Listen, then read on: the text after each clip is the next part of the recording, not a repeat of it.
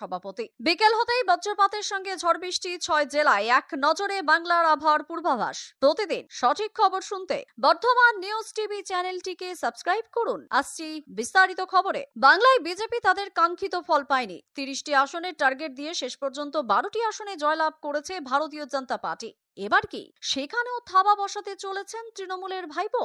সর্বভারতীয় স্তরে বিরোধী জোটের নেতাদের কাছে হিরো হওয়ার জন্যই কি দিল্লিতে গিয়ে এই দাবি করে বসলেন পিসির গুণধর ভাইপো? সূত্রের খবর, গতকাল ইন্ডিয়া জোটের বৈঠক অনুষ্ঠিত হয়েছে, আর সেখানেই জোটের সমস্ত নেতাদের সামনে তৃণমূলের প্রতিনিধি হিসাবে অভিষেক বন্দ্যোপাধ্যায় দাবি করেছেন তার সঙ্গে বিজেপি 3 জন সাংসদ যোগাযোগ রাখছেন।